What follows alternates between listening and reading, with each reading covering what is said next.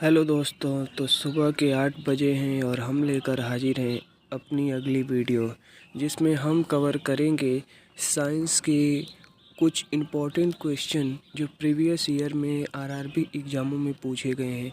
RRB group D, technician और ALP जैसे एग्ज़ामों में पूछे गए क्वेश्चनों का संग्रह है। और आप जानते हैं कि साइंस की वेटेज कितनी होती है। तो चलिए हम लोग चलते हैं अपने क्वेश्चन पे। क्वेश्चन है हमारा कि हाँ, इसके पहले हम लोग 1150 क्वेश्चन को कवर कर चुके हैं। अब हम अगले क्वेश्चन को कवर करने जा रहे हैं। तो 1151 नंबर क्वेश्चन को देखेंगे कि क्या क्वेश्चन कह रहा है कि एक कांच की पट्टी पर उसके अभिलंब के अनुदिश आपतित एक प्रकाश किरण का आपतन कोण होगा। तो आप अभिलंब के अनुदिश आ रहा होगा तो वो 0 डिग्री पे होगा। क्यों ऐसा होगा? क्योंकि मान लेते हैं कि यह हमारा क्या है, तो एक कांच का दर्पण है या कांच है या कुछ भी है, ऐसा मान लेते हैं, या गोली दर्पण है, तो इसका अभिलंब एक होगा और अभिलंब के इसी पर आएगी तो कितना अंश का कोण बनाएगी? 0 डिग्री का। ऑप्शन नंबर ए इसका सही जवाब होगा। कह रहा है कि एक बिंदु प्रकाश स्रोत से समांतर किरण पुंज उत्पन्न करने के लिए इनमें से किस प्रकाशिक उपकरण का उपयोग किया जा सकता है? तो ए और सी दोनों। कौन कौन? तो उत्तल लेंस और अवतल दर्पण। ऑप्शन नंबर क्या हो जाएगा हमारा? सी सही जवाब होगा इसका।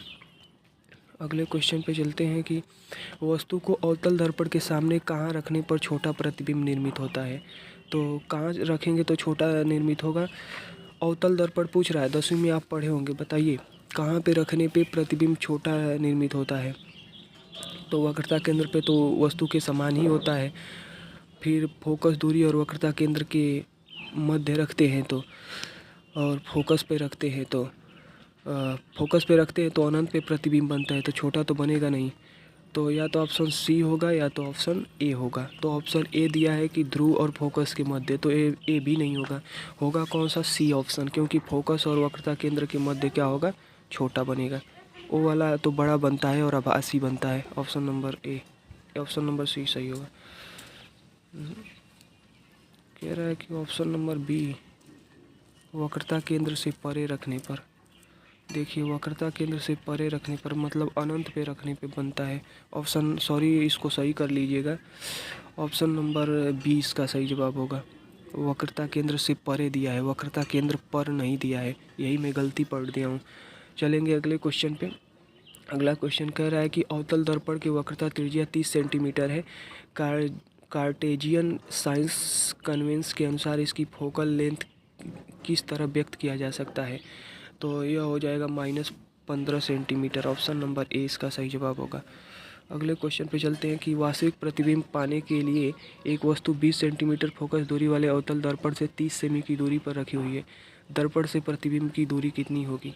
तो यह होगी 60 सेंटीमीटर। अब कैसे इसको निकालेंगे? तो वही 1/f वाला फार्मूला पे 1/f = 1/v - 1/v + 1/u वाले से, तो इससे निकाल लेंगे, आ जाएगा हमारा 60। देखिए यहाँ पे निकाला हुआ भी है। अगला कह रहा है कि उत्तल दर्पण का प्रयोग किस में किया जाता है? तो उत्तल दर्पण का प्रयोग आप जानते हैं कि मिरर में, जो वाहनों के मिरर होते हैं उनमें किया जाता है, पीछे का व्यू देखने के लिए। अगले क्वेश्चन पे चलते हैं। अगला क्वेश्चन कह रहा है कि एक ऊंची इमारत का छोटा आभासी सीधा प्रतिबिंब प्राप्त करने के लिए किस दर्पण का उपयोग किया जाता है? छोटा प्राप्त करना है तो उत्तल दर्पण का। उत्तल दर्पण में हमेशा छोटा प्रतिबिंब और आभासी बनता है, सीधा बनता है। अगला कह रहा है कि गोलाकार दर्पण की वक्रता का केंद्र क्या होता है? तो इसका हो जाएगा पहला कि उस खोखले गोले का केंद्र होता है जिसका वह दर्पण क्या होता है? भाग होता है। देखिए एकदम परिभाषा उठा के पूछ दिया है 2018 में एएलपी और टेक्नीशियन में। कह रहा है कि जिस बिंदु पर सभी किरणें मिलती हैं उसे क्या कहते हैं? तो उसे कहते हैं फोकस बिंदु। फोकस बिंदु पे सभी किरणें मिलती हैं। कह रहा है कि निम्नलिखित में से कौन सा दर्पण की प्रतिबिंब सतह पर स्थित है? तो कौन है? तो वह पोल जिसे ध्रुव कहते हैं, प्रतिबिंब की सतह पर स्थित होता है, तो पोल। ऑप्शन नंबर सी। आगे कह रहा है कि दर्पण की वक्रता त्रिज्या की फोकल लंबाई और त्रिज्या के बीच संबंध है। तो आप तो जानते ही हैं कि R/2f = R। तो देखिए कहाँ 2f = R दिया? ऑप्शन नंबर सी में। अगला कह रहा है कि किसी गोलाकार दर्पण की फोकस दूरी होती है, तो कितनी होती है गोलाकार दर्पण की फोकस दूरी? वक्रता त्रिज्या की आधी होती है ना, क्योंकि अभी आपने आर देखा है ना, are is equal to 2f।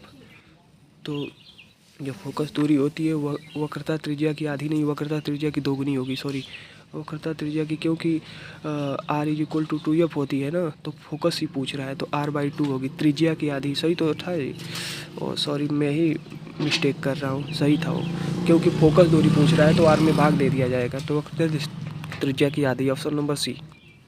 अगले क्वेश्चन पे चलते हैं। कह रहा है कि कोई वस्तु 5 सेमी वक्रता त्रिज्या वाले उत्तल दर्पण से 10 सेमी दूरी पर रखी है, इसका आवर्धन कितना होगा? तो आवर्धन जो इसका होगा 0.3 होगा। इसको भी कैसे सॉल्व करेंगे? तो वही 1/f is equal to 1/v plus 1/u से, और जैसे ही हम लोगों का u भी निकल जाएगा, भी को रख देंगे v/u पर, और तुरंत आ जाएगा हमारा, तो वो आएगा 0.3। ऑप्शन नंबर 20 का सही जवाब होगा। देखिए निकाला भी है, v/u इज इक्वल टू आ गया है हमारा कितना, तो 0.33। अगला कह रहा है कि को एक अभिसरण दर्पण भी कहा जाता है, किसको? अवतल दर्पण को। अवतल दर्पण को एक अभिसरण दर्पण भी कहा जाता है। दर्पण समीकरण के संबंध में निम्नलिखित में से कौन सा कथन सही है? तो कह रहा है कि सभी दूरियों को दर्पण के ध्रुव से मापा जाना चाहिए। सभी दूरियों को दर्पण के ध्रुव से मापा जाना चाहिए, ऑप्शन नंबर 20 का सही जवाब होगा। सभी दूरियों को दर्पण के ध्रुव से मापा जाना चाहिए, ऑप्शन नंबर बी। अगले क्वेश्चन पे चलते हैं। कह रहा है कि एक वक्री दर्पण जिसमें परावर्तक सतह अंदर की ओर वक्री होती है, उसे क्या कहा जाता है? तो उसे कहा जाता है अवतल दर्पण। मतलब जिसमें अंदर की तरफ वक्री हो परावर्तक तल, उसे कहते हैं अवतल दर्पण। जैसे आप देखे होंगे कि यह तो इधर कलई की गई होती है, तो अंदर से परावर्तक तल ऐसे परावर्तित करता है, तो इसे ही अवतल कहते हैं। कह रहा है कि सर्च लाइट का परावर्तक कौन सा होता है? तो सर्च लाइट में कौन लगते हैं? तो अवतल लगता होगा। एक बार हम लोग कंफर्म कर लेते हैं, क्योंकि यही प्रकाश को एक जगह करता है। तो देखिए ऑप्शन नंबर बी, तो इसका ऑप्शन नंबर बी मतलब अवतल दर्पण, क्योंकि यह प्रकाश को एक जगह करता है, फैलाता नहीं है, इसीलिए सर्च लाइट में इसी का प्रयोग किया जाता है। आगे देखेंगे। कह रहा है कि गोलाकार दर्पण की प्रतिबिंब सतह के केंद्र को क्या कहा जाता है? तो उसके केंद्र को क्या कहा जाएगा? तो वक्रता केंद्र कहा जाएगा। सॉरी, गोलाकार दर्पण प्रतिबिंबित सतह के केंद्र को, जो सतह है प्रतिबिंबी, उसे ध्रुव या पोल कहते हैं, उस बीचों बीच को वक्रता केंद्र ही, उस गोलाकार हिस्से का केंद्र जो होता है उसे वक्रता केंद्र कहते हैं। कह रहा है कि यदि आप एक दर्पण देखते हैं और पाते हैं कि छवि आपसे छोटा है, तो दर्पण किस प्रकार का है? तो आप जानते हैं कि उत्तल में छोटा मिलता है, ऑप्शन नंबर डी सही जवाब होगा, ऑप्शन डी। कह रहा है कि गोली दर्पण की अवधारणा क्या है? तो गोली दर्पण की अवधारणा जो होती है वह प्रकाश परावर्तन पे आधारित होती है, ऑप्शन नंबर डी। अगले क्वेश्चन पे चलते हैं। कह रहा है कि निम्नलिखित में से कौन सा कथन सत्य है? तो कह रहा है कि वक्रता त्रिज्या फोकल लंबाई के बराबर होती है, नहीं। वक्रता त्रिज्या फोकल लंबाई की आधी होती है, नहीं। वक्रता त्रिज्या फोकल लंबाई की आधी होती है, हाँ। F is equal to r/2, नहीं, ऐसा नहीं होता, दोगुनी होती है। वक्रता त्रिज्या जो होती है वो फोकल लेंथ की 3 गुनी, नहीं। लास्ट वाला ऑप्शन सही है। देखिए वक्रता त्रिज्या फोकल लंबाई की 2 गुनी होती है, मतलब यही पूछ रहा है कि आर जो होगा वह क्या होगा, तो 2f के बराबर होता है, तो फोकल लेंथ की 2 गुनी के बराबर होता है, यही सही हो जाएगा, ऑप्शन नंबर डी। अगला क्वेश्चन कह रहा है, देखेंगे कि दर्पण का सूत्र होता है, तो क्या आपने अभी पढ़ा था कि 1/f is equal to 1/v plus 1/u। तो इसमें किस में दिख रहा है? देखिए, तो 1/f इज इक्वल टू, एक में तो माइनस दे दिया, एक में, हाँ, ऑप्शन नंबर सी देखिए सही दिखा रहा है, 1/v plus 1/u is equal to 1/f। कह रहा है दर्पण का सूत्र में भी क्या दर्शाता है? तो भी दर्शाता है प्रतिबिंब की दूरी, प्रतिबिंब की दूरी। यू क्या दर्शाता है? तो वस्तु की दूरी। कह रहा है कि गोली दर्पण का परावर्तक सतह का केंद्र बिंदु क्या कहलाता है? तो केंद्र बिंदु कहलाता है ध्रुव, ऑप्शन नंबर इसका बी हो जाएगा सही जवाब। कह रहा है कि एक गोली दर्पण के परावर्तक पृष्ठ के मध्य एक बिंदु होता है, जिसे कहते हैं, उसे क्या कहते हैं? तो ध्रुव कहते हैं। वाहनों में अपनी व्यापक दृष्टि क्षेत्र के लिए निम्नलिखित में से कौन सा दर्पण पीछे देखने के रूप में प्रयोग किया जाता है? तो पीछे देखने के लिए उत्तल दर्पण का, अभी तो आपने पढ़ा था ऊपर। कह रहा है कि एक गोलाकार दर्पण जिसकी वक्रता त्रिज्या r है तो फोकस दूरी कितनी होगी, r/2 हो जाएगी। ऑप्शन नंबर ए। अगले क्वेश्चन पे चलते हैं। देखिए कह रहा है कि गोलाकार दर्पण जिसकी परावर्तक सतह बाहर की ओर उभरी होती है कहलाता है। परावर्तक सतह उत्तल दर्पण में बाहर की तरफ उभरी होती है, अंदर की तरफ होती तो अवतल दर्पण हो जाता। कह रहा है कि उत्तल दर्पण के सामने कोई वस्तु रखी हुई है, किस प्रकार का प्रतिबिंब बनेगा। तो उत्तल दर्पण के सामने रखी हुई है तो फोकस और ध्रुव के बीच आभासी और छोटा प्रतिबिंब बनेगा। ऑप्शन नंबर इसका क्या हो जाएगा, बी हो जाएगा सही जवाब। अगला कह रहा है कि देख लीजिए कि ध्रुव और अनंत के बीच रखी हो तो प्रतिबिंब की स्थिति दर्पण और दर्पण के पीछे पी और एफ के बीच प्रतिबिंब छोटे आकार का आभासी बनता है। कह रहा है कि यदि एक वास्तविक वस्तु का प्रतिबिंब बनाने के लिए उत्तल दर्पण का उपयोग किया जाता है तो निम्नलिखित में से कौन सा कथन गलत है।